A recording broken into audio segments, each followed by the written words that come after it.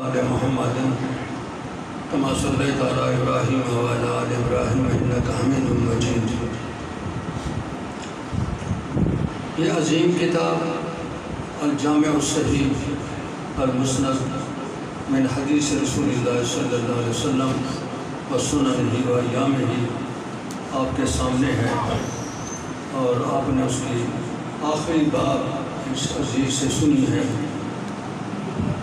امام بخاری رحمہ اللہ کی عظیم کتاب، اس کے حوالے سے بعض لوگ کچھ شبہات پیش کرتے ہیں۔ تمہیداً میں پہلے ان شبہات کا ازالہ کرنا چاہوں گا۔ شبہ یہ پیش کرتے ہیں کہ یہ کتاب تیسری صدی میں لکھی گئی ہے، تیسری صدی کی ابتدا میں یا درمیان میں، تو 2 صدیاں پہلے گزر چکی ہیں۔ ان کو کیسے پتہ چلا کہ رسول پاک صلی اللہ علیہ وسلم کے فرمان ہیں؟ اس حوالے سے منکرین حدیث نے بہت مغالطے ڈالے ہیں پڑھے لکھے طبقے میں، اس کا ازالہ ضروری ہے۔ اصل بات یہ ہے کہ اللہ پاک نے انسانوں کی رہنمائی کے لیے قرآن مقدس نازل فرمایا، اور پھر قرآن مقدس کی توضیح اور تشریح کے لیے رسول اکرم صلی اللہ علیہ وسلم کی ذمہ داری لگائی کہ تبین للناس ما نزل الیہم۔ قرآن مقدس کی حفاظت کی ذمہ داری اللہ رب کریم نے خود اپنے ذمہ لی کہ میں اس کی حفاظت کروں گا۔ انا نحن نزلنا الذکر وانا لہ لحافظون۔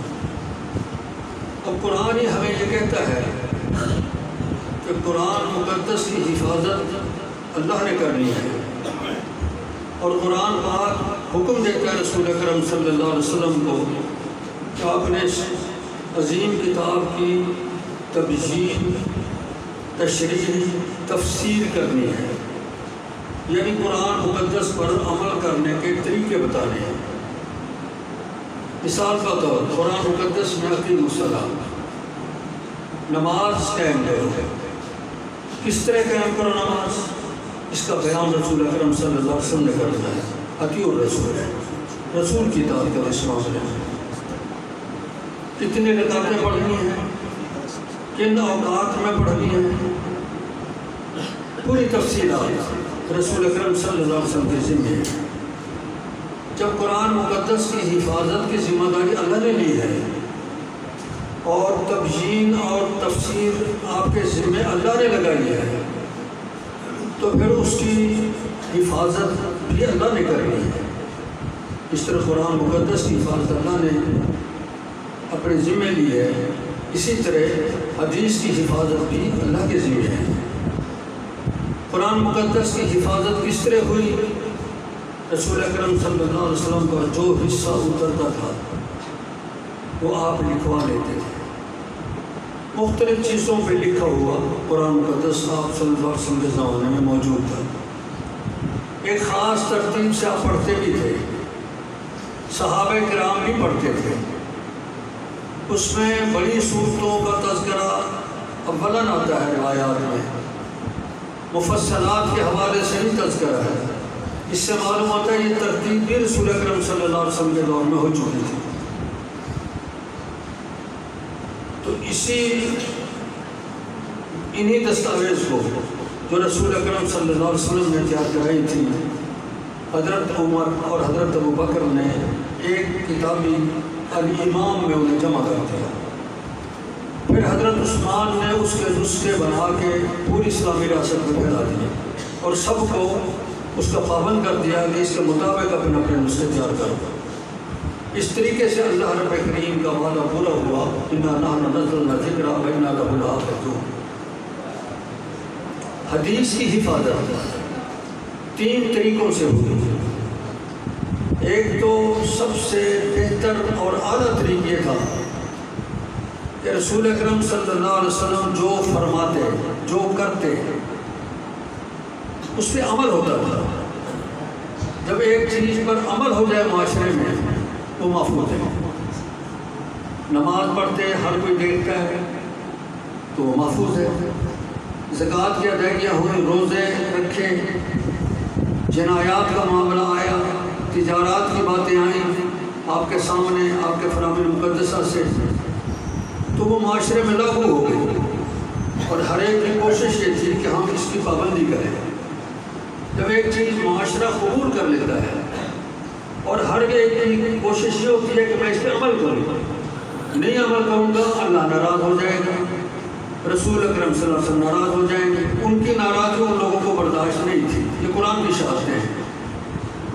تو پھر جو آپ نے فرمایا، جو آپ نے کیا، جو آپ کے سامنے ہوا، وہ سب محفوظ ہو گیا، نہ بھی لکھا جائے۔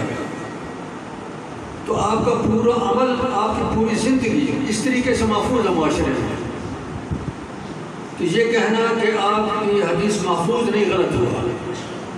فطری ذریعے سے ہر چیز آپ کی محفوظ ہو گئی۔ اس کو آپ یوں سمجھیں، ایک شخص کی ادائیں، ایک شخص کے اقوال لاکھوں آدمیوں نے دیکھ کے اس کے مطابق عمل کر رہے ہیں، کیا وہ محفوظ نہیں ہے؟ محفوظ ہو گئے ہو طبی طور پہ۔ ایک تو طریقہ حدیث کی حفظ کا یہ تھا، محفوظ کرنے کا یہ تھا۔ دوسرا طریقہ یہ تھا کہ صحابہ کرام کی کوشش ہوتی کہ ہم جو بات سنتے ہیں اس کے حفظ کریں، اسے یاد رکھیں، اسے دہرائیں، ایک دوسرے کو سنائیں۔ اس طریقے سے بھی ان کے دل میں لگن پیدا ہوئی تھی۔ بہت سارے صحابہ کرام رضوان اللہ علیہم اجمعین کا وتیرہ اور طریقہ یہ رہا، بالخصوص سیدنا ابو ہریرہ، سیدنا انس، سیدنا ابو موسیٰ اشعری، سیدنا ابو سعید خدری، اور اسی انداز کے دیگر صحابہ کرام، سیدنا عمر رضی اللہ عنہم، ان کا طریقہ یہی تھا۔ سیدنا ابو ہریرہ رضی اللہ عنہ کا تو اپنا بیان ہے کہ میری کوشش ہوتی کہ میں آپ کے ساتھ ساتھ رہوں، تاکہ جو آپ فرمائیں یاد کر لوں، اسے پھر دوہراؤں، اور جو کرے اس کو حفظ کر لوں، اس کے مطابق کروں۔ سیدنا انس کی کوشش بھی یہ رہتی۔ سیدنا عبداللہ بن عباس کو آپ کے ساتھ ساتھ بھی رہتے تھے، بلکہ ایک پوری رات جاگتے رہے آپ کی رات دیکھنے کے لیے کہ آپ رات کے معمولات آپ کے کیا ہیں۔ اس کو کتب حدیث میں نقل کیا گیا ہے، امام بخاری نے بھی نقل کیا ہے، آگے شاید اس کا تذکرہ میں کروں گا پھر دوبارہ۔ سیدنا ابو ہریرہ فرماتے ہیں کہ میں نے ایک دن عرض کی، یا رسول اللہ صلی اللہ علیہ وسلم، آپ جو فرماتے ہیں میں یاد کرنے کی کوشش کرتا ہوں، کچھ باتیں بھول جاتا ہوں۔ آپ نے فرمایا چادر پھیلا دو۔ مجلس لگی ہوئی تھی، آپ نے بہت سی باتیں فرمائی۔ جب مجلس ختم ہوئی آپ نے فرمایا یہ چادر سمیٹ کے اپنے سینے کے ساتھ لگا دو۔ چنانچہ سیدنا ابو ہریرہ نے ایسے ہی کیا اور وہ چادر سمیٹ کے اپنے سینے کے ساتھ لگا لی۔ ان کا اپنا بیان ہے کہ میں اس کے بعد ایک لفظ بھی نہیں بھولا۔ یہ برکت ہو گئی رسول اکرم صلی اللہ علیہ وسلم کی اس دعا کو۔ یہ صورتحال سیدنا انس کی تھی۔ تو دوسرا حفظ حدیث کا فطری ذریعہ یہ تھا کہ صحابہ کرام کی ایک بڑی جماعت اس مقصد کے لیے تیار تھے کہ جو آپ فرمائیں اس کو یاد کرنا ہے، اس کو حفظ کرنا ہے۔ اور عرب امی قوم تھے، امیوں کی قوت حفظ زیادہ ہوتی ہے فطری طور پر، جو لکھنا جانتے ہیں ان کی قوت حفظ کم ہو جاتی ہے، لیکن جو لکھنا نہیں جانتے ان کی قوت حفظ مضبوط ہوتی ہے۔ عرب من حیث القوم امی تھے، ان پڑھ تھے، ان کی قوت حفظ بڑی زبردست تھی۔ کئی مثالیں اس کی دی جا سکتی ہیں۔ امرؤ القیس نے ایک قصیدہ پڑھا تھا، سینکڑوں سے زیادہ اس میں اشعار تھے، ایک ہی دفعہ پڑھا پوری قوم نے حفظ کر لیا، اور اس قصیدے کو وہ لوگ بیان کرتے تھے اپنے مفاخر میں۔ اس انداز میں کئی مثالیں عرب جاہلیت کی ہمارے سامنے ہیں۔ اور رسول اکرم صلی اللہ علیہ وسلم کے بعد ایک صحابی کا بیان ہے کہ میں 60 سال حج کی ہیں مختلف سواریوں پہ، مجھے ہر سال کی سواری کا نام بھی یاد ہے اور یہ بھی یاد ہے کہ کس سواری پہ میں نے کس سال وہ کیا تھا، سفر کیا تھا۔ اس حد تک قوت حفظ ان لوگوں کی محفوظ تھی، زبردست تھی۔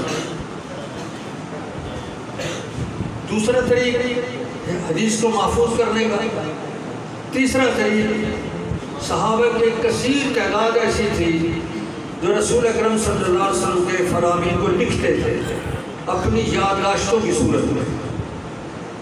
سیدنا عبداللہ بن عمرو بن العاص معروف ہے اس بات میں، ان کا صحیفۃ الصادقہ مدت محدثین کے پاس رہا اور اس کا خاصا حصہ امام احمد بن حنبل اپنے مسند میں درج کر چکے ہیں۔ عمرو بن شعیب عن ابی عن جدہ کے سند سے جو آپ پڑھتے رہتے ہو کتب حدیث میں، یہ اسی عبداللہ بن عمرو بن العاص کے صحیفے کی حدیثیں ہیں۔ اسی ایک سند سے امام احمد بن حنبل 91 حدیث ایک جگہ لائے ہیں، عمرو بن شعیب عن ابی عن جدہ۔ سیدنا ابو ہریرہ، یہ سیدنا عبداللہ بن عمرو بن العاص کا صحیفۃ الصادقہ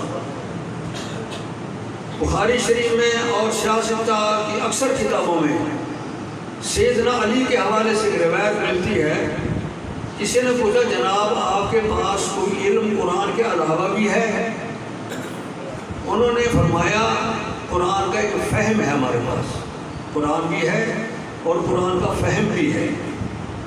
دوسرا جو اس صحیفے میں ہے یہ میرے پاس ہے، ایک صحیفہ دکھایا انہوں نے، اس صحیفے میں جو ہے وہ ہمارے پاس ہے۔ اس نے پوچھا اس صحیفے میں کیا ہے؟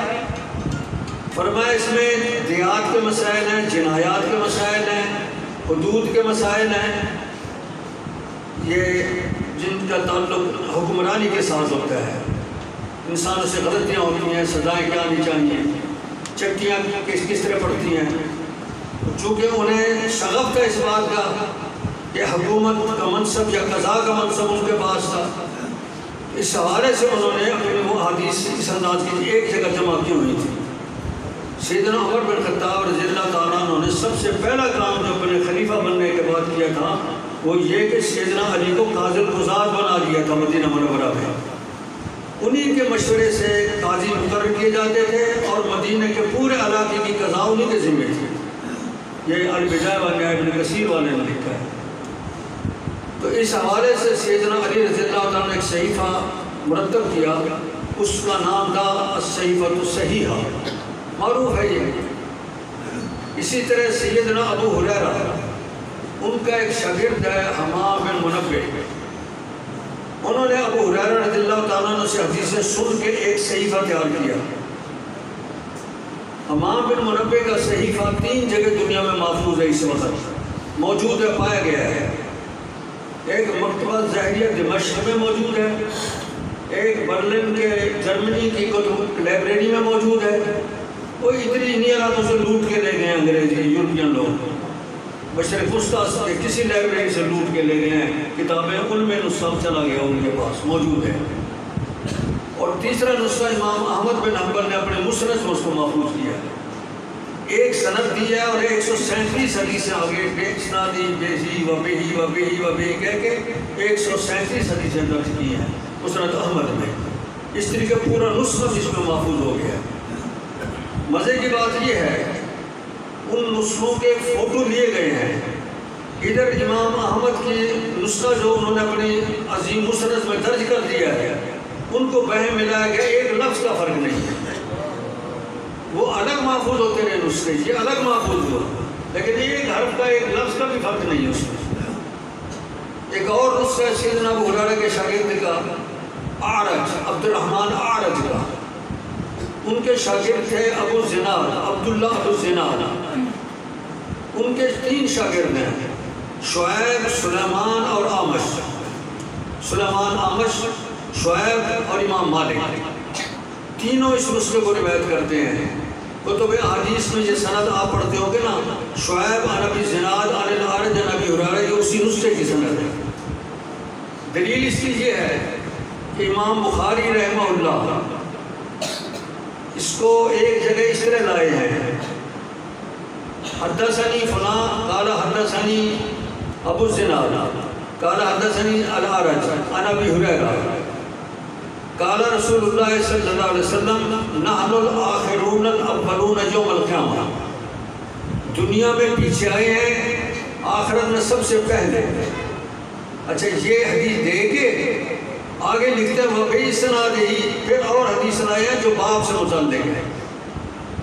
اب اب جو پہلی حدیث ہے وہ باب سے متعلق نہیں، چونکہ نسخے کی پہلی حدیث تھی، سند اس کے ساتھ لگی ہوئی تھی، اس بنیاد پہ جو باب والی دوسری حدیث دی ہے وہ بے اسناد ہی کہہ کے دیتی ہے۔ اسی طرح اور بھی کئی محدث کرتے ہیں، نسخے کی پہلی سند دے کے پھر اگلی سندیں جو اگلی روایتیں متن دے دیتے ہیں، سند نہیں دیتے، وہ بے اسناد ہی کہہ کے آگے متن دے دیا۔ یہ دلیل ہے کہ اس نسخے کی سند ہے، کیونکہ نسخے کی پہلی سند کے ساتھ چونکہ سند تھی متن کے ساتھ، وہ متن دے کے پھر اگلی سند دے کے، تو یہ ایک صحیح فتح اور عن ابی ہریرہ ہے۔ اسی طرح ایک نسخہ ابو صالح کا بھی عن ابی ہریرہ ہے۔ ابو صالح کا نام ذکوان ہے، ان کا ایک شاگرد ہے آمش ابو صالح اور ابو ہریرہ ہے۔ آمش سے نیچے سند بدل گئی ہے، کافی روایتیں بیان کرنے والے، مدار سند آمش ہے اس نسخے کا۔ یہ بھی امام احمد رحمہ اللہ ایک ہی سند سے کافی حدیثیں لے آئے ہیں مسند احمد میں۔ تو میرا مقصد یہ ہے، صحابہ کرام میں یہ رجحان پیدا ہو گیا تھا کہ رسول اکرم صلی اللہ علیہ وسلم کی احادیث کو اپنی یادداشتوں کی صورت میں لکھا جائے۔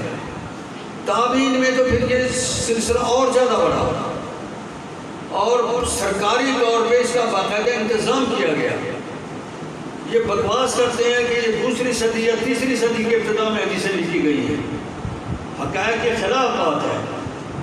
سیدنا عمر بن عبدالعزیز، نام سنتے ہوں گے آپ ان کا، تابعین میں ہیں، انہوں نے ایک چٹھی لکھی تھی عمال ریاست اسلامی کو۔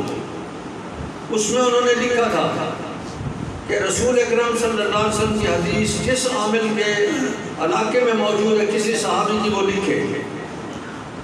مدینے کے عامل ابو بکر بن حزم کو لکھا، انہوں نے ربیعہ اور حضرت عائشہ وغیرہ کی جو روایتیں مدینے میں پھیل چکی تھی ان کو محفوظ کیا تھا، اور ابن شہاب زہری نے بصرہ اور دیگر علاقوں کی احادیث وہاں کی اکابرین تھی جو پھیلائی ہوئی تھی ان کو جمع کیا تھا۔ محمد ابن مسلم ابن شہاب الزہری، ان کے پاس بہت بڑے ذخائر تھے احادیث کے، جو عمر بن عبدالعزیز کے حکم کے بعد انہوں نے کتابی شکل دی تھی ان کو۔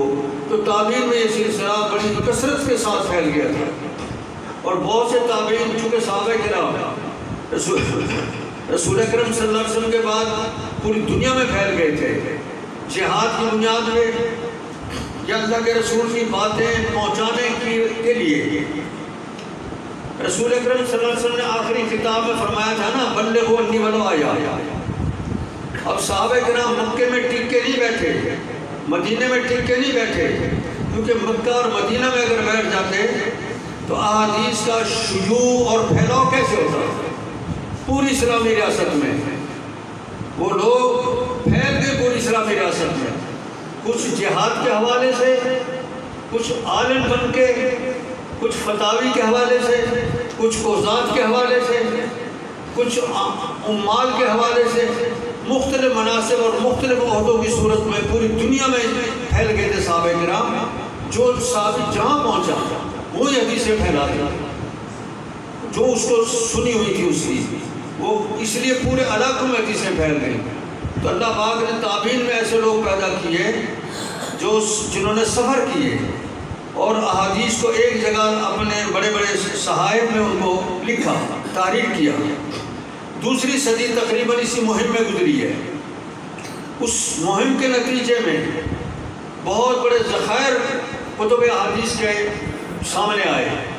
میں نام لیتا ہوں چند کے: مسند احمد بن حنبل، مسند بقیہ بن مخلد، مسند مسدد بن مسرحد، مسند ابو عوانہ، اور مصنف ابن ابی شیبہ، مصنف عبد الرزاق، اور جامع معمر، ابن شہاب زہری کی کتابیں، سفیان ثوری کی کتابیں، یہ معروف ہیں علماء میں۔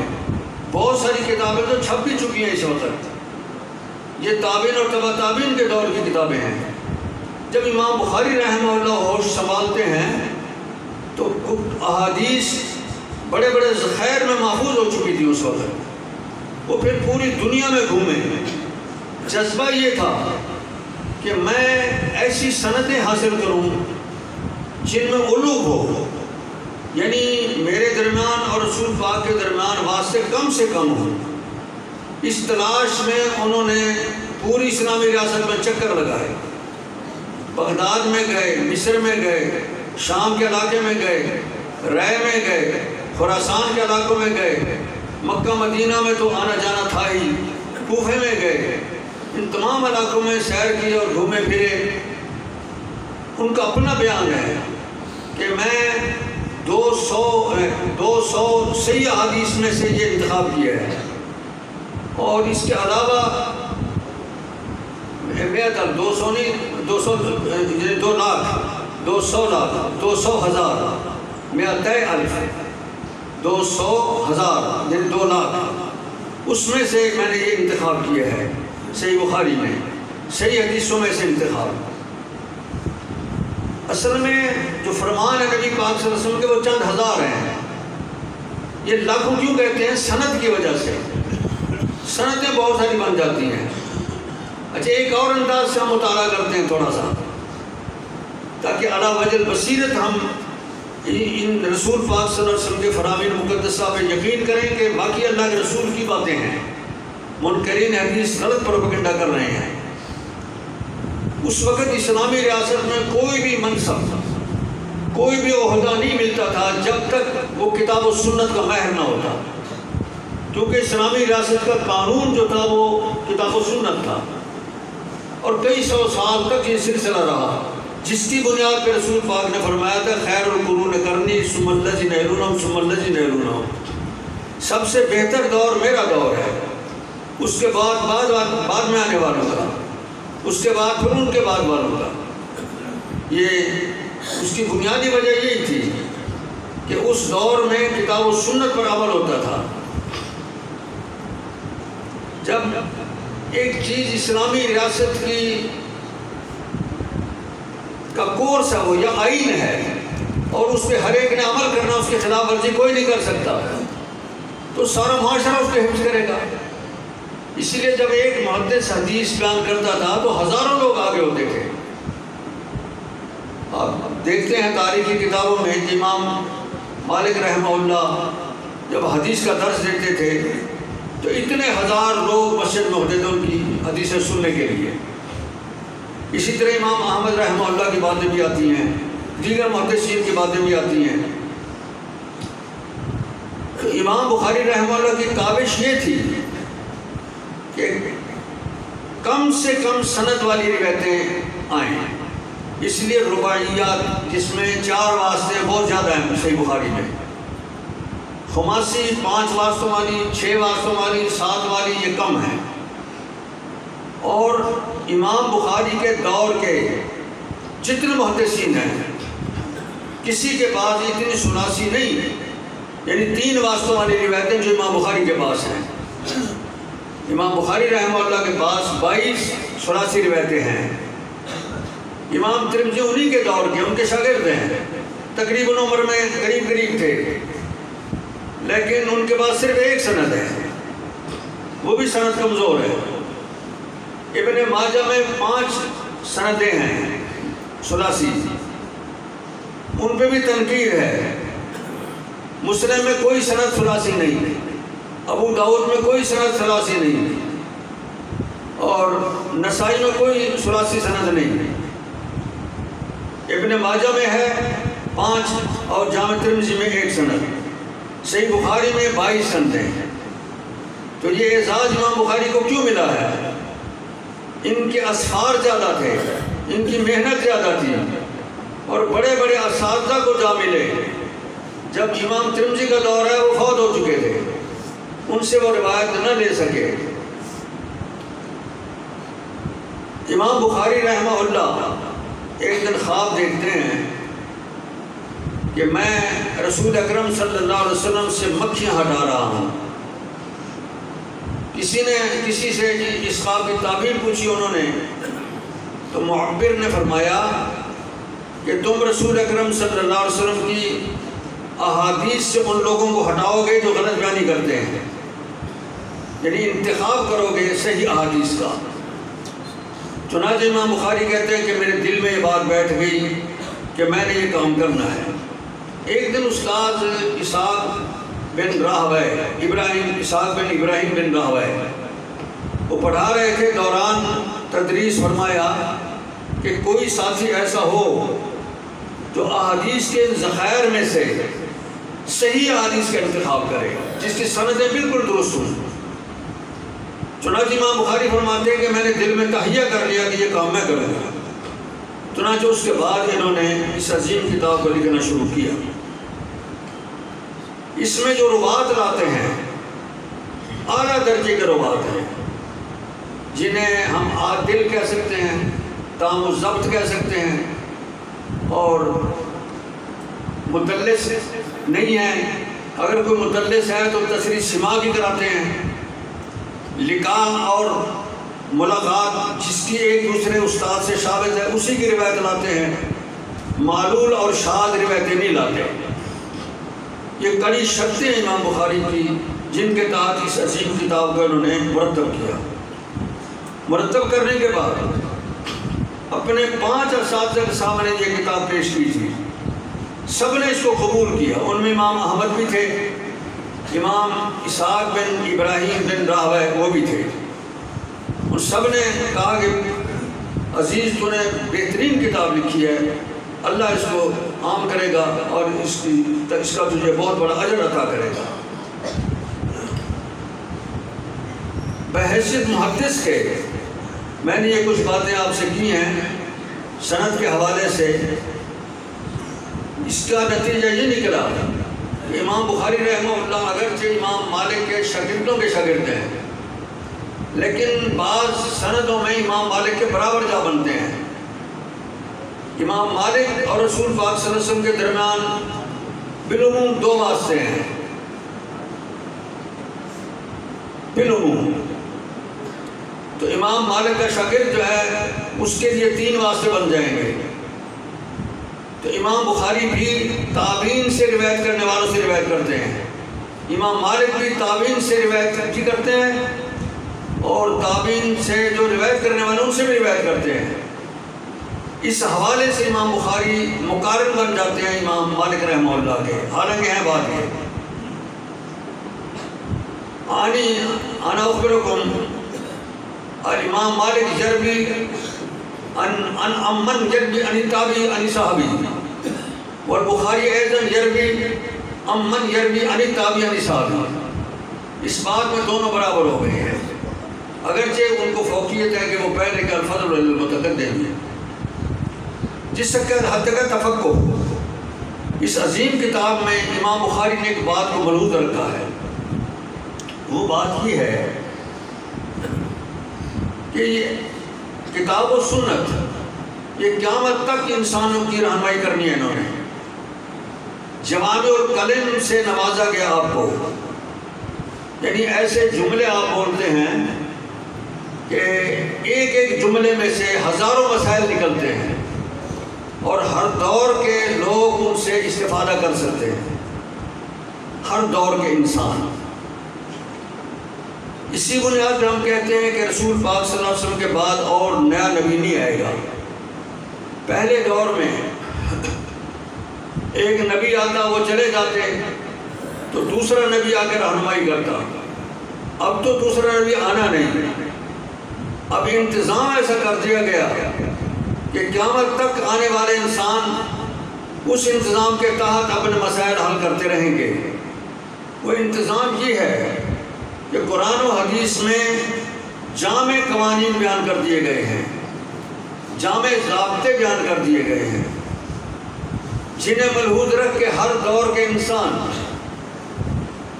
ہر نئے مسئلے کا حل پیش کر سکیں گے، ہر دور کے انسان۔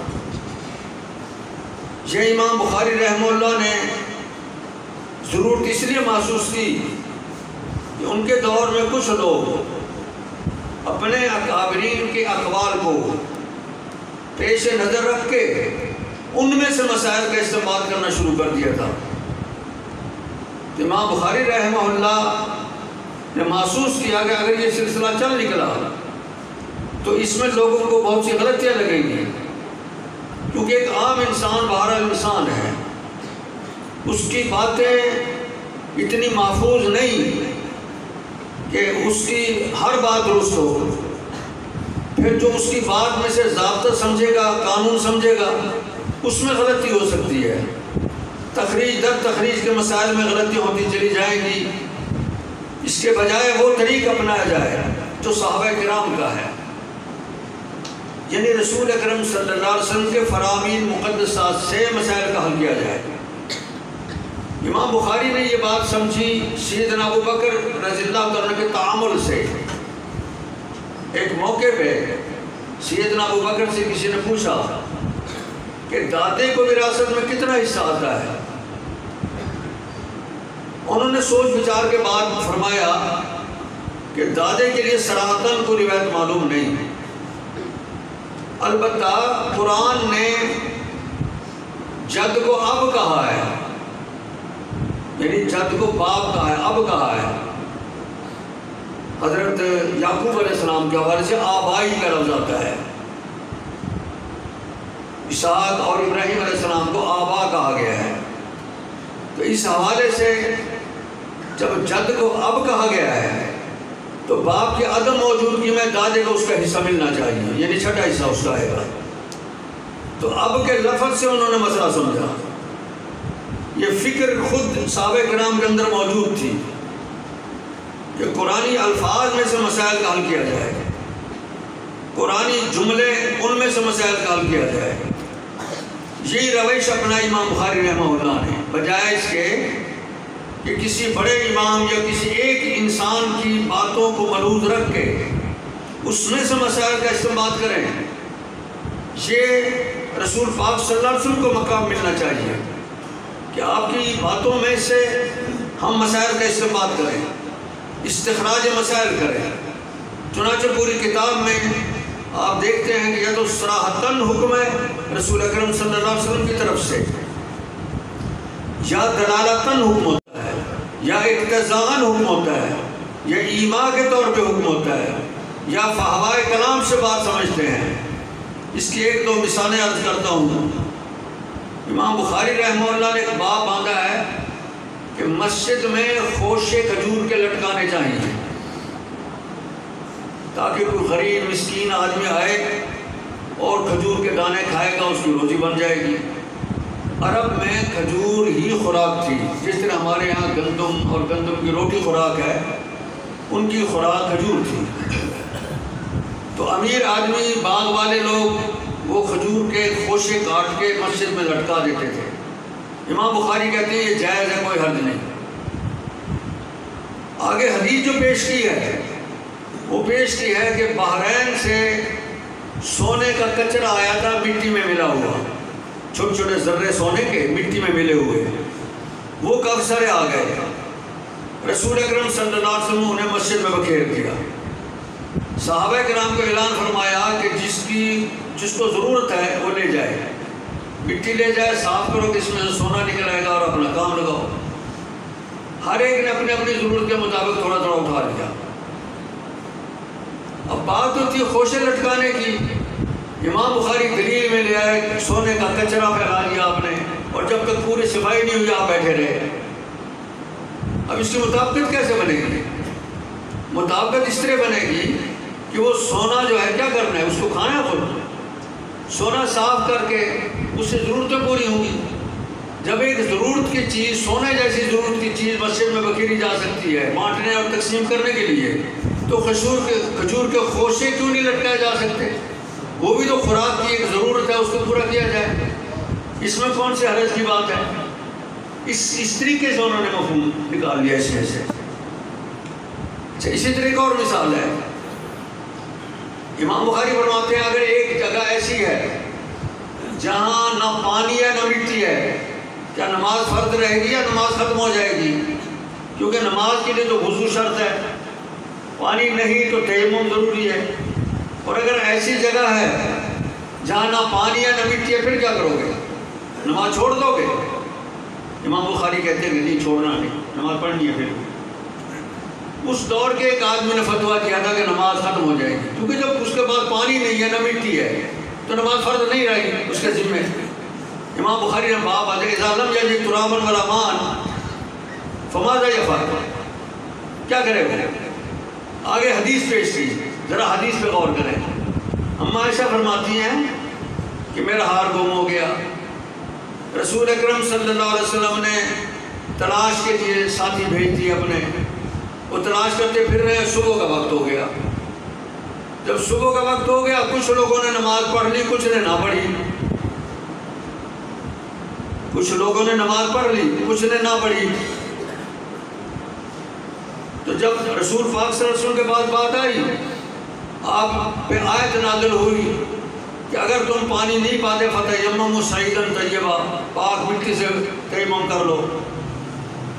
اس کے بعد کچھ لوگوں نے تیمم کر کے نماز پڑھی اور رسول پاک نے بھی نماز پڑھی۔ اب حدیث یہ پیش کرتی ہے۔ اب اس میں سمجھو کہ کس طرح استدلال کیا امام صاحب نے۔ امام صاحب نے استدلال اس طرح کیا کہ جن لوگوں نے آیت کے نازل ہونے سے پہلے پڑھی تھی نماز، انہوں نے نہ تو پانی سے وضو کیا نہ تیمم کیا، کیونکہ تیمم کا تو انہیں پتہ ہی نہیں، یوں سمجھو مٹی ہے ہی نہیں ان کے لیے، کیونکہ اس وقت تو مٹی کے ساتھ تیمم کرنے کا تصور ہی نہیں تھا، یوں سمجھو مٹی ہے ہی نہیں۔ تو مسئلہ نکلے گا کہ جہاں پانی بھی نہیں مٹی بھی نہیں وہاں نماز پڑھنی پڑے گی، اور رسول پاک صلی اللہ علیہ وسلم نے ان کو قضا نماز کا حکم نہیں دیا، معلوم ہوتا ہے ان کی نماز درست قرار پائی، ورنہ فرما دیتے میاں تم نے تو تیمم کے بغیر پڑھی ہے، تیمم کا مسئلہ تو بعد میں اترا ہے، لہٰذا تمہاری نماز نہیں، دوبارہ نماز پڑھو، نماز نہیں پڑھے گی۔ معلوم ہوتا ہے جو انہوں نے ویسے پڑھ لی تھی نا نماز ہو جائے ہو گئی۔ اگر آپ کہیں ہوائی جہاز میں اڑ رہے ہو یا کہیں خلا میں پہنچ گئے ہو، وہاں نہ مٹی ہے نہ پانی ہے، تو وہاں نماز ضرور پڑھ لینا نیت کر کے۔ یہ امام بخاری بہت پہلے اس مسئلے کو حل فرما چکے ہیں۔ اسی طریقے سے امام بخاری رحمہ اللہ بعض اوقات تشریح اذان کرتے ہیں۔ ایک اور مسئلہ لیتے ہیں، چند مسائل ساتھیوں کو سمجھ آ جائیں۔ تازہ مسواک کرنا، تازہ لکڑی کاٹ کے اس سے مسواک کرنا کیا جائز ہے روزے دار کے لیے؟ السواک للصائم سواک رطب للصائم، باب امام بخاری کے رائے کے کرنا چاہیے کہ تازہ مسواک اگر روزے دار کرے گا تو جائز ہے، کوئی حد نہیں۔ ایک بزرگ نے ان کے دور میں فتویٰ دیا تھا کہ یہ جائز نہیں، کیونکہ تازہ مسواک میں نمی ہوتی ہے پانی کی، جب یہ مسواک کرے گا تو اس کی نمی اندر چلی جائے گی، لہذا روزہ ٹوٹ جائے گا۔ اس لیے مسواک نہیں کرنی چاہیے، خشک مسواک کرے جس میں نمی نہ ہو روزہ دار۔ امام بخاری نے آگے وضو کا طریقہ بتا دیا، باب ہے مسواک کرنے کا، انہوں نے وضو کا طریقہ بتا دیا۔ اب لوگ حیران ہوتے ہیں کہ یہ بات تو تھا روزے دار کی مسواک کا اور انہوں نے وضو کا طریقہ بتا دیا ہے۔ اصل کہنا یہ چاہ رہے ہیں کہ وضو جب کرو گے کلی کرو گے کہ نہیں؟ کلی کی نمی نے روزہ نہیں توڑا تو مسواک کی نمی کیوں توڑے گی؟ یہ ہے فکر امام بخاری رحمہ اللہ کی، اور حدیث کے لفظوں میں سے مسائل نکالو۔ ایک اور مقام پہ ایک بہت بڑا طبقہ دنیا میں ایسا موجود ہے، وہ کہتے ہیں کہ ایک آدمی نے ایک عورت سے نکاح نہیں کیا، اجنبی عورت ہے، وہ کہہ دیتا ہے اگر میں فلانی عورت سے نکاح کروں اسے طلاق، تو وہ طبقہ سارا کہتا ہے کہ اگر وہ نکاح کر لیتا ہے طلاق آ جائے گی، کیونکہ اس کے یہ کہے ہوئے لفظ جو ہے نا یہ محفوظ ہو گئے، جب نکاح کرے گا اس وقت گویا کہ فٹ ہو گئے۔ امام بخاری کہتا ہے کوئی طلاق نہیں، غلط ہے۔ قرآن کے لفظوں پہ غور کرو، یا ایھا الذین آمنوا اذا نکحتم المؤمنات ثم طلقتموہن، ثم کا لفظ کیا معنی دیتا ہے؟ اے ایمان والو جب تم مومن عورتوں سے نکاح کرو پھر ان کو طلاق دو، تو طلاق کا تصور نکاح کے بعد ہوتا ہے، نکاح سے پہلے تصور ہی نہیں ہے، لہذا غلط ہے، اس کا بکواس ہے۔ اس نے کہہ دیا کہ میں فلانی عورت سے نکاح نہیں کروں گا، غلط ہے، کیوں اس کو مانتے ہو؟ اس انداز پہ امام بخاری رحمہ اللہ نے مسائل حل کیا ہے۔ آج بھی کتاب و سنت کا کوئی ماہر انسان جو انہی انداز کی تطبیقات پہ عبور رکھتا ہے وہ مسائل کا اخذ کر سکتا ہے، اور رسول اکرم صلی اللہ علیہ وسلم خود متنبع فرمایا ہے۔ ایک صحابی ہے، عرض کی یا رسول اللہ میں جنگل میں کھڑا ہوں، وہاں بکری یا بھیڑ ہے، کیا میں پکڑ لوں؟ آپ نے فرمایا یا تو پکڑ لے گا یا تیرا کوئی بھائی پکڑ لے گا یا بھیڑیا کھا جائے گا۔ کیا کہنا چاہ رہے ہیں کہ تو پکڑ لے، نہیں پکڑے گا تو بھیڑیا کھا جائے گا، ضائع ہو جائے گی چیز۔ اچھا اس نے دوسرا سوال جڑ دیا کہ جناب اگر اونٹ پٹتا ہے، آپ ناراض ہو گئے، غصہ ہو گئے، حالانکہ رسول پاک کی عادت غصہ ہونے کی نہیں تھی۔ کیوں ناراض ہوئے؟ اس نے آپ کے لفظوں پہ توجہ نہیں دی، اس لیے غصہ ہوئے۔ توجہ یہ کرنی تھی کہ بھیڑیا کھا جائے گا، اور اونٹ کو بھیڑیا کھا سکتا ہے؟ اس کو دیکھ لات لگے گی، ادھر جا پڑے گا۔ تو اونٹ کے حوالے سے اس کا سوال ہی غلط ہے، اس لیے آپ نے خفگی کا اظہار کیا اور فرمایا جی ہاں وہ چرتا رہے گا، گھاس چرتا رہے گا، درخت کھاتا رہے گا، مالک آ جائے گا اپنا آپ پکڑ لے گا، تجھے کیا ضرورت پڑی ہے اس کے پیچھے پڑنے کی؟ یہ آپ صلی اللہ علیہ وسلم کا جواب تھا۔ الفاظ میں سے امام بخاری مسائل نکالتے ہیں، ذرا سنیے ایک اور مسئلہ، مسائل بیان ہو جائیں۔ باب باندھا امام بخاری نے کہ ایک بچہ چھوٹا، اس نے ماں کا دودھ پیا، ایک دفعہ دودھ پیا، 2 دفعہ پیا، اس کے معدے میں چلا گیا، کیا رضا ثابت ہوگا یا نہیں ہوگا؟ کچھ علماء قائل ہیں کہ 5 دفعہ کم سے کم پیے، اما عائشہ کی ایک روایت کی بنیاد پہ، لیکن امام بخاری اس موقف کو نہیں مانتے۔ وہ کہتے ہیں قلیل رضا ہے یا کثیر ہے، رضا ثابت ہو جائے گا، نسب ثابت ہو جائے گا، چاہے تھوڑا ہے معدے میں چلا جائے، چاہے زیادہ ہے، ایک دفعہ پی لے رضا ثابت ہو جائے گا۔ اور یہ بھی 2 سال کے اندر، 2 سال پورے ہونے کے بعد پیتے ہیں تو بھی نہیں۔ یہ دونوں مسئلے ایک لفظ میں سے نکالے ہیں، انما الرضاعۃ من المجاع، دودھ رضا صرف مجاع سے ہے، یعنی بھوک کا تفیہ جس دودھ نے کرنا ہے اس دودھ سے رضا ثابت ہو جائے گی۔ لفظوں میں غور کریں، انما الرضاعۃ من المجاع، امام بخاری یہ کہنا چاہ رہے ہیں کہ رضا جو ہے یہ جو سے ہے، یعنی جو کہتے ہیں بھوک کو جو دودھ دور کر دے گا، چاہے 1000واں حصے کو ہی دور کرے گا، یعنی جو معدے میں چلا گیا بھوک کو دور کرے گا، وہ دودھ جو ہے نا وہ رضا ثابت کرے گا۔ وہ 2 سال کے اندر والا دودھ کرتا ہے، کیونکہ 2 سال کے بعد تو پینا جائز ہی نہیں۔ 2 سال کے بعد والوالدات یرضعن اولادہن حولین کاملین، 2 سال مکمل دودھ پلائیں مائیں، قرآن کا حکم ہے۔ 2 سال سے اوپر جو پیے گا وہ تو اس کے لیے جائز ہی نہیں ہے، اس لیے 2 سال کے اندر والی بات بھی اس کے اندر سے سمجھ آ گئی، کیونکہ اس کی بھوک جو ہے نا 2 سال کے اندر دودھ سے پوری کی جاتی ہے۔ اور قلیل والی بات بھی آ گئی، تھوڑا دودھ پیا ہے تو اس کی بھوک تو پوری ہو گئی ہے نا، لہذا رضا ہونا چاہیے۔ یہ امام بخاری کے استدلال من المجاع کے لفظ، انما الرضاعۃ من المجاع، یعنی جو مقام کچھ لوگ اپنے امام کو دے رہے تھے، اپنے کسی استاد کو دے رہے تھے کہ اس کی باتوں میں سے استخراج کریں، امام بخاری نے اس عظیم کتاب میں یہ طرح ڈالی امت کے انسانوں کے لیے کہ رسول پاک کی باتوں پہ غور کریں، ان میں سے مسائل کا اخذ کریں، کہ آپ کی باتوں میں جامع فکریں موجود ہیں۔ دیکھو ذرا اس لفظ کو، انما الاعمال بالنیات، عملوں کا دار و مدار نیت پر ہے۔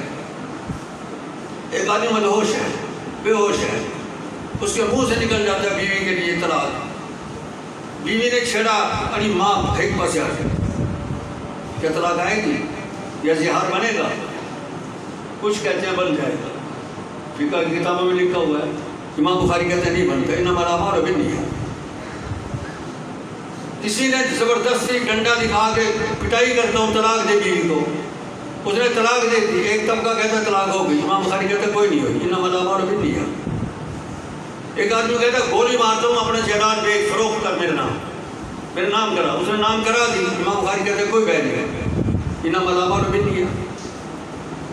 اقراء میں، بیع میں، زراعت میں، معاملات میں، لین دین میں انما الاعمال بالنیات کو لے رہے ہیں۔ تقریباً 8-9 جگہ امام بخاری اس مسئلے کو لائے۔ المسلمون علی شروطہم، مسلمان اپنے شرطوں کی پابندی کریں، الا شرطاً احل حرامن او حرم حلالا لا، یعنی بہمی طور پہ جو معاملہ دو فریق طے کر لیں اس کی پابندی دونوں پہ لازم، الا یہ کہ کوئی ناجائز بات پر ان کی سنو وہ ناجائز۔ اب یہ قانون ایسا ہے، المسلمون علی شروطہم، ضابطہ ایسا ہے کہ آپ کو زندگی کے ہر موڑ میں یہ کام دے گا۔ حالات بدلتے رہیں، تجارتیں بدلتی رہیں گی، معاملات بدلتے رہیں گے، لیکن یہ فکر آپ کے لیے کام دے گا۔ آپ مفتی کی حیثیت میں تو کام دے گا، قاضی کی حیثیت میں تو کام دے گا، آپ اگر کسی ادارے کے سربراہ ہیں وہاں کام دے گا، تجارت کر رہے ہیں وہاں کام دے گا۔ یہ سب مقامات پہ یہ کام آئے گا۔ لا ضرر ولا ضرار فی الاسلام، بہت بڑا ضابطہ ہے۔ جوامع الکلم امام بخاری رحمہ اللہ فرماتے ہیں اتنے زیادہ بیان کرتے ہیں کہ قیامت تک آنے والے مسائل جو ان سے حل ہو سکتے ہیں۔ ایک شاگرد نے عرض کی جناب میں اگر کوئی مسئلے نئے آپ کے سامنے پیش کروں آپ کتاب و سنت سے ان کو سمجھا سکیں گے؟ انہوں نے فرمایا بالکل میں سمجھا سکوں گا انشاءاللہ۔ یہ امام بخاری کا دعویٰ تھا اور وہ سچے تھے اپنے اس دعوے میں۔ اس انداز میں ان کی اور بھی بہت سی باتیں موجود ہیں۔ بعض اوقات ایک حدیث طلاب کے سامنے وہ دوسری جگہ بیان کرتے ہیں، لیکن استدلال میں ایک اور مقام پہ اس کو چھوڑ دیتے ہیں، صرف اشارہ کر جاتے ہیں۔ سمہ کا لفظ ایک جگہ بیان کیا، سمہ کے لفظ سے اشارہ کیا کہ حدیث تم خود سمجھو۔ ایک مائی نے عرض کی یا رسول اللہ غسل حیض کس طرح ہوتا ہے؟ بخاری شریف میں اس کا جواب جو نقل ہے وہ یہ ہے ثم خذی فرصۃ ممسکۃ فتطہری بہا، پنبہ لے لے خوشبودار اور اس سے تطہیر حاصل کر، توضئی بہا یا تطہری بہا۔ وہ مائی سادہ تھی، کہنے لگی کیفا تطہر بہا، اس سے میں کیسے طہارت حاصل کروں؟ اما ایسا بات سمجھ گئی، وہ الگ لے گئی، اس نے سمجھا دیا کہ اس طریقے سے تو اپنی یعنی بو کو ختم کر خوشبو کے ساتھ۔ آپ صرف اشارہ فرما رہے تھے، اما عائشہ نے سمجھا دیا، لیکن جو اس کا اصل سوال تھا اغتسال من المحیض کیسے ہے، اس کا جواب آپ کی جہاں نہیں ہے۔ وہ اصل میں سمہ کے لفظ کے اندر پوشیدہ ہے، امام بخاری اس کے اندر سمو گئے ہیں۔ پھر تو یہ کام کر، اس سے معلوم ہوتا ہے پہلے کچھ کہہ چکے ہیں۔ وہ پہلے غسل جنابت کا مسئلہ بیان کیا تھا اور غسل جنابت پر غسل حیض کو قیاس کیا گیا، وہ امام بخاری دوسرے مقام پہ بیان کر چکے ہیں، اس کی طرف اشارہ ہے تاکہ طلاب خود سمجھیں۔ اس لیے میں کہا کرتا ہوں جب ایک حدیث دوبارہ آ رہی ہے تو طالب علم غور کریں کہ امام بخاری جو یہ پہلے لائے تھے وہ کس باب کے تحت لائے تھے، وہاں کون سا مسئلہ حل کیا تھا، یہاں نیا مسئلہ آ گیا۔ اب بار بار حدیث مثال کے طور وہ انما الولاء لمن آتاک، یہ 35 جگہ لائے ہیں امام بخاری۔ حضرت جابر کی حدیث جو ہے نا وہ تقریباً 19 جگہ لائے ہیں، جو حضرت صفیہ کے ساتھ شادی والی ہے۔ اسی طرح ابن عباس کی روایت 19 جگہ لائی ہے، جابر کی روایت تقریباً 33 یا 32 جگہ لائے ہیں۔ ابن عباس کی روایت جو ایک رات آپ صلی اللہ علیہ وسلم کے گھر سوئے تھے اور آپ کی رات کے معمولات دیکھے، وہ تقریباً 19 جگہ لائے ہیں، 19 مسائل اس میں سے اخذ کیے ہیں امام بخاری رحمہ اللہ نے۔ اب جب حدیث دوبارہ آئے گی تو آپ کو یہ توجہ دینی چاہیے کہ پہلے کس مسئلے کو حل کے لیے آئی تھی، اب دوبارہ کس مسئلے کے لیے آ رہی ہے۔ یہ ساری توحیدی باتیں ہیں اس عظیم کتاب کے حوالے سے، اس کے پڑھنے پڑھانے میں ہمیں یہ ملحوظ رکھنی پڑتی ہیں۔ 2-3 باتیں اور کر کے پھر آپ کے اصل باب کی طرف آتا ہوں میں۔ پہلی بات تو یہ ہے صحابہ کرام کے نام بہت سے کناہ کے ساتھ ہیں، کنیتوں کے ساتھ ہیں، کیونکہ عرب لوگ کنیت کے ساتھ نام لینے کو عزت سمجھتے تھے۔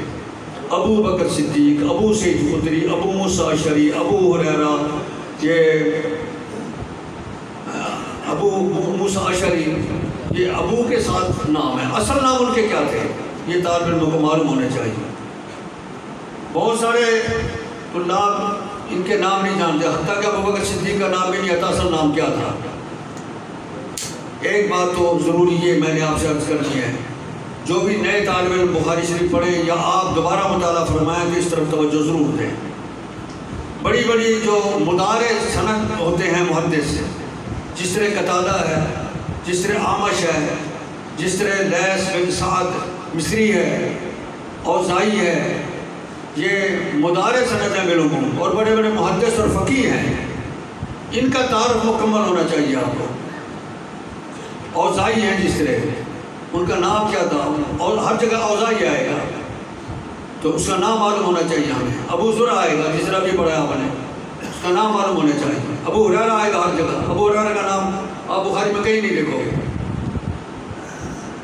اگرچہ امام بخاری نے اپنی تاریخ کبیر میں دیے ہیں، لیکن یہاں ان ابی ہریرہ ہے۔ ابو ہریرہ تو نام نہیں تھا، یہ تو لقب تھا ان کا، یہ کنیت تھی۔ تو اس طریقے سے طلاب کو چاہیے کہ بالخصوص صحابہ کرام اور صحابہ کرام کے بعد جو محدث مدارے سند ہیں، جن سے سندیں پھیلی ہیں، ان کے نام ان کو محفوظ یاد ہونے چاہیے۔ تیسری بات یہ ہے کہ آپ یہ جب تکرار دیکھیں، تکرار میں یہ غور ضرور کریں کہ اس میں سے کتنے مسائل نکل رہے ہیں۔ اس طریقے سے آپ کے اندر اجتہادی بصیرت پیدا ہوگی اور مسائل کی سمجھنے کی صلاحیت پیدا ہوگی۔ امام بخاری رحمہ اللہ کے سامنے کچھ ایسے لوگ بھی تھے، عجیب انداز ہے ان کے بیان کا، تو ان کا نام نہیں لیتے، ان کے نظریات کو رد کر جاتے ہیں دلائل کے ساتھ، صحیح بات بتا جاتے ہیں، لیکن کسی کا نام لینا گوارا نہیں کرتے۔ معتزلہ ایک فرقہ تھا، وہ بڑے ذہین قسم کے لوگ تھے، پڑھے لکھے جنہیں جس طرح آج کل بعض لوگ کہتے ہیں کہ ہم بڑے پڑھے لکھے ہیں، حکومتی مناصب پہ وہ پہنچ گئے تھے تعلیم کی کثرت کی وجہ سے۔ تو امام بخاری رحمہ اللہ کے دور میں اور امام احمد بن حنبل کے دور میں ان کا خاصا اثر رسوخ ہو گیا تھا سرکاری طور پہ۔ وہ بعض اپنے بدعی عقائد کو وہ رواج دے رہے تھے۔ ان میں ایک عقیدہ ان کا یہ تھا کہ قیامت کے دن ہمارے اعمال جو ہیں ان کا وزن نہیں ہوگا۔ اللہ نے جہاں یہ فرمایا ہے نا کہ تمہارے اعمال کا وزن ہوگا، اس کا مقصد ہے انصاف ہوگا۔ امام بخاری ان کے اس نظریے کو رد کرتے ہیں۔ عام مسلمان، سادہ مسلمانوں کو سمجھاتے ہیں کہ نہیں بھائی، قرآن نے جو میزان پیش کیا ہے وہ حقیقی ہے، یعنی حقیقتاً ترازو لگے گی، اس ترازو کے ایک پلڑے میں نیکیاں ہوں گی، دوسرے پلڑے میں برائیاں ہوں گی، اور باقاعدہ وزن ہوگا۔ آیت یہ پیش کی جو آپ نے پڑھی ہے، وَنَضَعُ الْمَوَازِينَ الْقِسْطَ لِيَوْمِ الْقِيَامَةِ، قیامت کے دن کے حساب کے لیے ہم ترازو لگائیں گے۔ اب نَضَعُ الْمَوَازِينَ الْقِسْطَ، اس میں ان کی تعبیر کی گنجائش نہیں ہے۔ انصاف کا معنی تو قسط میں آ گیا، تو نَضَعُ الْمَوَازِينَ اس کا معنی پھر کیا بنے گا؟ اگر ان کی بات مانیں کہ میزان لگانے کا مقصد ہے عدل کرنا، پھر تو معنی یہ بنا عدل کریں گے عدل، یعنی نَضَعُ الْمَوَازِينَ میں بھی عدل کی بات اور القسط میں بھی عدل کی بات، یہ تو تکرار ہے۔ نَضَعُ الْمَوَازِينَ الْقِسْطَ خود بتا رہا ہے کہ حقیقت مراد ہے، ہم ترازو لگائیں گے، کیوں لگائیں گے؟ القسط، انصاف قائم کرنے کے لیے۔ بات آسان ہے سمجھنا اس کا۔ نَضَعُ الْمَوَازِينَ الْقِسْطَ، القسط کا نصب جو ہے وہ مفعول بہ بن رہا ہے، یہ مفعول لہ بن رہا ہے، للقسط کے معنی میں ہے۔ موازین میزان کی جمع ہے، آپ کو معلوم ہی ہے یہ۔ آگے فرمایا وَأَنَّ أَقْوَالَهُمْ وَأَنَّ أَعْمَالَهُمْ وَأَقْوَالَهُمْ یوزن یا توزن، بعض نسخوں میں توزن ہے، بعض میں یوزن ہے۔ انسانوں کے سارے عمل اور ان کا کہنا تلے گا۔ اعمال کے ساتھ قول اقوال ہونا چاہیے تھا، لیکن قول مصدر ہے، مصدر کا کی جمع نہیں آتی، اس لیے قولہم جائز ہے، درست ہے۔ اگر قول کلام کے معنی میں بنا کے اقوال بھی جمع کرتے ہیں بعض، لیکن مصدری معنی پھر نہیں رہتا اس میں۔ اعمالہم و قولہم یوزن، یعنی انسانوں کے اعمال، نماز ہے انسان کی، روزہ ہے انسان کا، اور حج ہے انسان کا، اس کا بھی وزن ہوگا۔ اچھے اخلاق ہے انسان کے، اس کا بھی وزن ہوگا۔ اللہ کا ذکر ہے انسان کرتے، اس کا بھی وزن ہوگا۔ اور قول جو منہ سے نکلتے ہیں الفاظ، قرآن مقدس کی تلاوت اس کا بھی وزن ہوگا. یہ امام بخاری نے دعویٰ پیش کیا. اب معتزلہ کہتے ہیں کہ عمل کا وزن کیسے؟ یہ تو سمجھ آنے والی بات نہیں ہے. لیکن ان احمقوں کو بتایا جائے کہ اب اس زمانے میں تو بعض چیزیں ایسی ہیں جن کا وزن عام ترازو سے ہم نہیں کرتے، لیکن آلات ان کا وزن کر رہی ہیں. کہ آپ کا بخار کا درجہ نہیں بتا دیتا وہ چھوٹا سا پرزہ جو منہ میں رکھتے ہیں کہ 104 کا بخار ہے یا 3 کا یا 2 کا یا 1 کا ہے، وہ کیسے بتا دیتا ہے؟ جب وہ اس کی درجہ بندی کر دیتا ہے تو اللہ کی میزان انسان کے اعمال کی درجہ بندی نہیں کرے گی کہ اس کی نماز جو ہے نا کتنے درجے کی ہے، اچھے درجے کی ہے یا اعلیٰ کوالٹی کی ہے نماز یا گھٹیا کوالٹی کی ہے یا بالکل ردی ہے، ناقابل قبول ہے. یہ اللہ پاک کی میزان بتا دے گا. میں عرض کیا کرتا ہوں کہ یہ حجر اسود جو ہے جتنے انسان اس کو چومتے ہیں یہ سب کا ریکارڈ محفوظ رکھ رہا ہے. اب یہ عقل زدہ لوگ وہ کہتے ہیں کہ نہیں یہ غلط بات ہے. پتھر بازا کیسی صلاحیت ہے اس میں کہ ہر جانے والے کو وہ اپنے اندر محفوظ کرے؟ اس کا جواب یہ ہے کہ انسان کے ذہن کی بنائے ہوا چھوٹا سا پرزہ جو کمپیوٹر میں لگتا ہے، اس میں ایک نقطہ ہوتا ہے، اس کو پھیلاتے ہیں، اس میں لائبریری نکل آتی ہے، اسی میں سے کتابیں نکل آتی ہیں، اس میں سے صفحے نکل آتے ہیں، ہزارہا صفحات، اس میں بڑی بڑی لائبریریاں اس ایک کے اندر محفوظ ہیں، انسانی ذہن نے کر دی ہیں. تو اللہ جو کائنات کا مالک ہے، خالق ہے، مدبر ہے، وہ ایک چھوٹے سے پتھر میں یہ صلاحیت نہیں پیدا کر سکتا کہ وہ سب کا ڈیٹا محفوظ کرے اپنے اندر اور قیامت کے دن بولے کہ اللہ انہوں نے مجھے چوما تھا؟ وہ کیوں نہیں کر سکتا؟ اللہ ہمارا انسانی ذہن اگر اتنا بڑا کام کر سکتا ہے تو رب کائنات کیوں نہیں کر سکتے؟ یہ ہمارے سامنے زبردست مثالیں ہیں اب آگے. اس لیے قیامت کی میزان جو ہے ہمارے اعمال کو تولے، اس کو ماننا چاہیے، اس کا بد عقیدہ نہیں ہونا چاہیے. مجاہد نے تفسیر کی ہے، وقال مجاہد القسطاس العدل بالرومیہ. قسطاس کا لفظ قرآن میں قسط کے قریب تھا چونکہ اس نے معنی بتا دیا، اور یہ بھی اشارہ کیا کہ قرآن کے معانی بتانے کے لیے مجاہد جیسے مفسر کو لانا چاہیے. کوئی آدمی جس نے کبھی کسی مکتب میں جا کے عربی پڑھی نہیں اور وہ بیٹھ جائے قرآن کے معنی کرنے کو، پھر یہی کہے گا کہ یہ نماز جو ہے نا جو ٹریننگ تھی ایک قسم کی، اور چونکہ تلوار سے وہ لڑتے تھے ایک دوسرے کے ساتھ، اوپر اچھلنا کودنا سکھایا جاتا تھا، اس لیے نماز تھی. وہ یہی کو سمجھے گا پھر نماز کا معنی. اس کی وجہ کیا ہے؟ وہ یہی کہ وہ قرآن کو صحیح نہیں فہم ہوگا. مجاہد جیسے مفسرین سے قرآن سمجھنا چاہیے. اور قسطاس هو العدل بالرومیہ، رومی زبان میں قسطاس کا معنی عدل ہوتا ہے. آگے فرماتے ہیں حدیث حدثنا احمد بن اشکاب. یہ احمد نام ہے امام بخاری کے استاد کا، اور امام بخاری 3 اساتذہ سے یہ روایت لائے ہیں، قتیبہ سے، زہیر بن حرب سے اور احمد بن اشکاب سے. اشکاب کو بعض عربی پڑھتے ہیں، بعض کہتے ہیں کہ عجمی لفظ ہے. اگر عجمی پڑھو گے تو یہ غیر منصرف ہوگا، اشکافہ پڑھو گے، اور اگر اسے عربی بناؤ گے تو پھر اشکاب بن پڑھنا پڑے گا. صرف علم ہے، دوسرا وزن نہیں ہے. اشکابہ ہے تو پھر اجمہ اور وہ علم بن جاتا ہے، 2 یعنی غیر منصرف کے سبب آئے گئے، اشکابہ ہو جائے گا. پھر ان کے استاد محمد بن فضل، امام بخاری 3 جگہ لائے ہیں اس حدیث کو. ایک لائے قتیبہ کے حوالے سے، قتیبہ عن محمد بن فضل، وہ لائے ہیں فضل التسبیح میں. زہیر بن حرب سے لائے ہیں الایمان والنزول، قتیبہ سے الایمان والنزول میں، زہیر بن حرب سے تسبیح میں، فضل التسبیح میں، اور احمد بن اشکاب سے یہاں اس موقع پہ. ایمان اور نزول میں بھی لائے ہیں اس حدیث کو. ایک آدمی قسم اٹھاتا ہے کہ اللہ کی قسم میں کلام نہیں کروں گا، اور وہ اس سے نیت پوچھو، امام بخاری کہتے ہیں. اگر وہ کہتا ہے کہ میں بالکل کچھ نہیں بولوں گا، اس نے نماز پڑھ لی، اللہ کا ذکر کر لیا تو کلام کر لیے، لہذا وہ اس کی قسم ٹوٹ گئی، کفارہ ادا کرے. کلمتان کے لفظ سے استدلال کیا انہوں نے، کلمتان کے لفظ سے. اور فضل التسبیح میں لائے ہیں کہ سبحان اللہ و بحمدہ کی فضیلت وہاں بیان ہوئی ہے، وہ یہ ہے کہ یہ تسبیح زبان پر آسان ہے، میزان میں بھاری ہوگی، بہت بڑی فضیلت ہے۔ اس بنیاد پہ باب فضل و تسبیح میں لائے ہیں، اور یہاں لائے ہیں وزن کے ثقل کی وجہ سے کہ ترازو میں ہمارے جملے جو ہے نا تلیں گے۔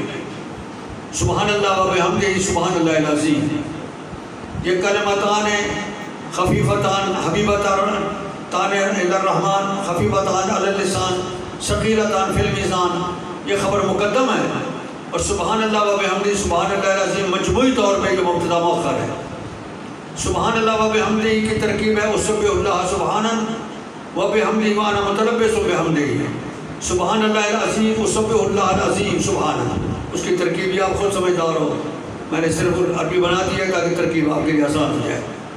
سبحان اللہ و بحمدہ اسبح اللہ سبحانہ و بحمدہ وانا متلبس بحمدہ، سبحان اللہ العظیم اسبح اللہ سبحانہ العظیم۔ تو یہ ذکر بہت بڑی فضیلت رکھتا ہے، اس میں تسبیح ہے اور حمد ہے۔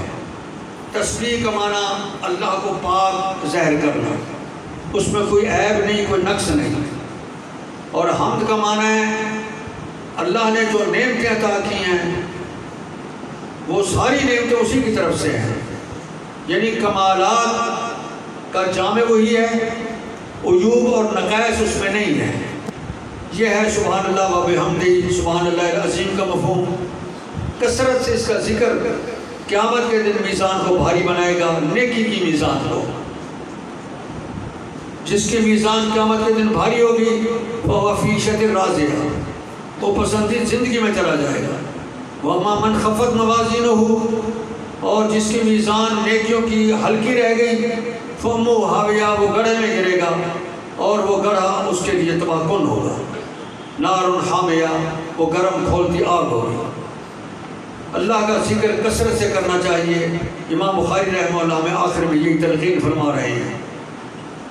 ابتداء میں حدیث تھی انما الاعمال بالنیات، اس میں اشارہ تھا کہ یہ عظیم کتاب پڑھنا نیت اچھی کر کے، پوری زندگی گزارنا اس کتاب پہ عمل کر کے اچھی نیت کے ساتھ، اور آخری حدیث میں بیان کیا کہ اگر اچھی نیت کے ساتھ آپ نے یہ کتاب پڑھی ہے، اس پہ عمل کیا ہے، تو پھر قیامت کے دن آپ کا نامہ اعمال بھاری بنے گا اور نیکیاں آپ کی بھاری ہو جائیں گی، اللہ کے رسول شروع ہو جاؤ گے۔